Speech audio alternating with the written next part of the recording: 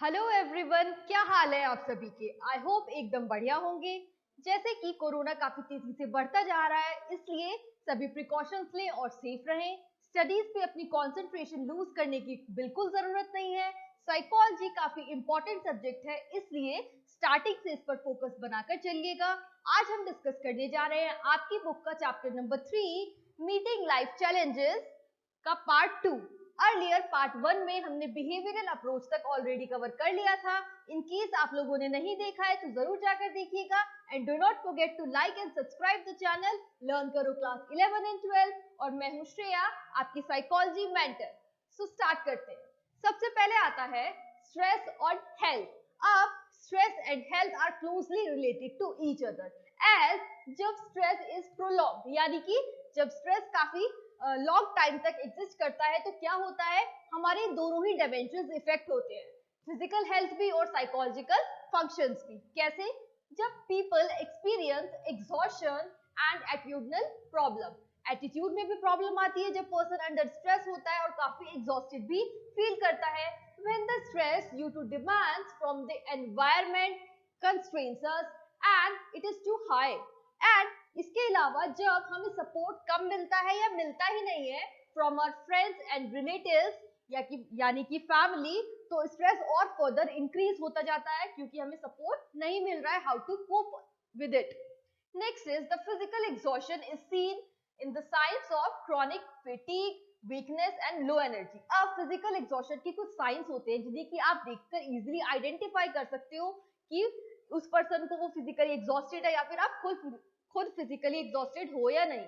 अब कौन कौन से हैं वो साइंस? जैसे कि आप फैटिग फील करोगे, थका हुआ, काफी वीक या फिर लो ऑन एनर्जी। अब ये तो था फिजिकल एग्जॉशन का। ऐसे ही मेंटल एग्जॉशन भी होता है। उसमें आप क्या क्या फील करते हो? आप काफी इरिटेबल होते हो, ऑलराइट, एंग्जाइटी फील करते हो, feelings of helplessness and hopelessness. ये सब थॉट्स जब आपके दिमाग में आ रहे होते हैं, at that particular time you are mentally exhausted.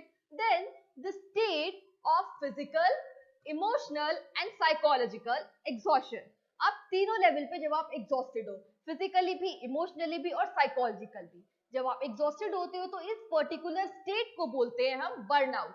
So burnout क्या होता है? इन तीनों स्टेट पे जब आप एग्जॉस्टेड होते हो। Next is studies. According to studies ये पाया गया है कि जितनी भी मेडिकल विजिट्स होती है ना, out of them 60% are related to stress related symptoms. यानी कि जो भी डिजीज यूजुअली होती है लोगों को, उसमें से 60% सब स्ट्रेस रिलेटेड होती है। स्ट्रेस की वजह से काफी डिफरेंट डिजीजेस हो जाती हैं, क्योंकि जब stress over a long period of time exist करता है तो ये हमारी हेल्थ को काफी ज्यादा इम्पैक्ट करता है और डिटीरियोरेट और काफी डिटोरिएट करता है। जब स्ट्रेस काफी लॉन्ग टाइम तक एग्जिस्ट करता है तो ये हमारी हेल्थ को डिटोरिएट करता है। Next you have general adaptation syndrome, जिसको कि हम शॉर्ट में GAS बोलते हैं। ऑलराइट, ये काफी इंपॉर्टेंट है, इसलिए इसको ध्यान से समझिएगा। सो क्या होता है ये? It was given by Selye. He studied this issue by subjecting first of all animals. पहले एनिमल्स पे स्टडीज करी गई to a variety of stressors. उनको काफी स्ट्रेसर्स दिए गए। स्ट्रेसर्स क्या होते हैं? लास्ट लेक्चर में हमने पढ़ा था, stressors are the events which produces stress. अब क्या क्या थे यहाँ पे स्ट्रेसर्स? जैसे कि हाई टेम्परेचर, एक्सरेज या फिर इंसुलिन इंजेक्शन इन लेबोरेटरी। इसके अलावा he also observe patients in the hospitals with different kinds of injuries and illness. So he noticed a similar pattern of bodily response in all of the patients and animals also. So जो pattern था उनके response का, उसको सेले ने term करा as GAS, जिसको कि हम पढ़ रहे हैं जनरल अडेप्टेशन सिंड्रोम। अब इसको पढ़ने के लिए हम एक डायग्राम पे स्टडी करेंगे। जैसे कि एक डायग्राम बनाया गया है। अब जनरल अडेप्टेशन सिंड्रोम जो है 3 स्टेजेस में डिवाइडेड होता है, जैसे कि alarm reaction, stage of resistance and stage of exhaustion.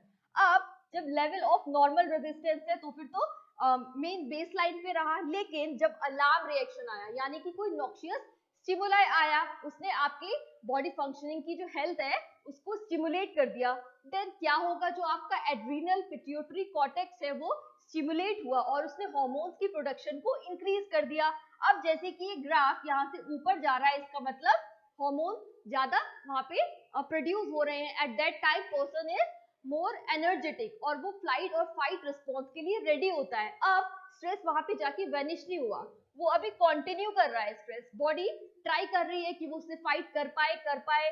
जब बॉडी ट्राई कर रही है उसको फाइट करने की, जो स्ट्रेस प्रोलॉन्ग्ड हो गया है, तो आपके पैरासिम्पैथेटिक नर्वस सिस्टम का रोल प्ले आता है इस पूरी स्टेज में, स्टेज ऑफ रेजिस्टेंस में। लेकिन इसके बाद जब स्ट्रेस कम हो ही नहीं रहा है और आपकी बॉडी उससे कोप अप नहीं कर पा रही है, तो क्या होगा, आप ड्रेन आउट होना स्टार्ट हो जाओगे। अब आप वीक फील करोगे और लो ऑन एनर्जी लेवल फील करोगे। तो ये होता है स्टेज ऑफ एग्जॉशन। ऑलराइट, जैसे कि अलार्म रिएक्शन स्टेज फर्स्ट वाली मैंने आपको बताया था, in this the individual is ready for fight and for flight, दोनों के लिए। नेक्स्ट रेजिस्टेंस स्टेट में मैंने आपको बताया था, अब कॉन्फ्रंटेशन हो रहा होता है स्ट्रेस का और आपकी हेल्थ यानी कि आपके इम्यून सिस्टम का। नेक्स्ट जो एग्जॉशन स्टेज है लास्ट वाली, इसमें क्या होता है, अब आप कोप अप तो कर नहीं पा रहे हो, so now you are ineffective and you are susceptible to many things like stress related diseases, जिसमें क्या आता है, हाई ब्लड प्रेशर। आप इसके लिए काफी और प्रोन हो जाओगे और काफी लाइकली हो जाओगे टू डेवलप दिस।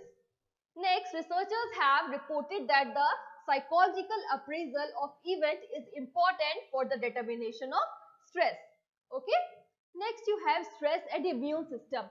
अब जब हम अंडर स्ट्रेस होते हैं तो हमारा इम्यून सिस्टम भी डिफरेंट वे में परफॉर्म करता है अपने एक्शंस, जैसे कि साइको न्यूरो इम्यूनोलॉजी। अब आप इस वर्ड को अगर ब्रेकअप करोगे तो आपको इसका मतलब समझ आ जाएगा। जैसे कि मैंने यहाँ पे इसको 3 पार्ट्स में ब्रेकअप करा है। पहले साइको मतलब पर्टेनिंग टू साइकोलॉजी, सब्जेक्ट जो हम पढ़ रहे हैं। नेक्स्ट इज न्यूरो, न्यूरो का मतलब क्या होता है, related to the neurons, the nervous system of the body. Next you have immunology यानी कि immune system. So it focuses on the links between the mind, the brain and the immune system. तो इससे आपको इस word का meaning आसानी से समझ आ जाएगा और आप इसे लिख सकते हो by breaking it into 3 parts. Next you are having how does the immune system work. अब इम्यून सिस्टम यूजुअली कैसे वर्क करता है, सो हमारी बॉडी के अंदर होते हैं WBCs, व्हाइट ब्लड सेल्स, जिन्हें कि हम ल्यूकोसाइट्स भी बोलते हैं। ये हमारे इम्यून सिस्टम में नॉर्मली प्रेजेंट होते हैं। इनका रोल क्या है, दे डिस्ट्रॉय द फॉरेन बॉडीज। अब फॉरेन बॉडीज को हम क्या टर्म दिया है, एंटीजन्स, जैसे कि वायरस वगैरह। नेक्स्ट ये WBCs also leads to the production of antibodies। अब जब कोई एंटीजन एंटर करता है हमारी बॉडी में तो उसके अगेंस्ट में डिफेंस मैकेनिज्म में बॉडी क्या बनाती है, बॉडी बनाती है antibodies. Next there are several kinds of WBCs जिनके हम ल्यूकोसाइट्स बोलते हैं, उनके ग्रुप को। जैसे कि सबसे पहले आते हैं T cells.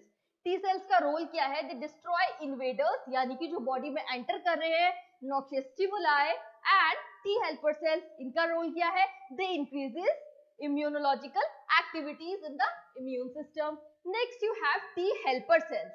T helper cells, they are attacked by HIV and the virus causing AIDS यानी कि acquired immunodeficiency syndrome। अब इसके अलावा आते हैं B cells। B cells का रोल क्या है, they produce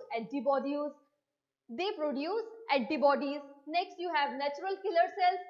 सभी का अलग अलग फंक्शन है, इसलिए नेचुरल किलर सेल्स का क्या फंक्शन है, they are involve in fight against both viruses and tumours. अब जो हमारे नेचुरल किलर सेल्स है, ये सर्टेन अमाउंट ऑफ वायरसेस और ट्यूमर्स को भी किल कर देते हैं। Next you are having stress. Stress can affect natural killer cells, cytotoxicity.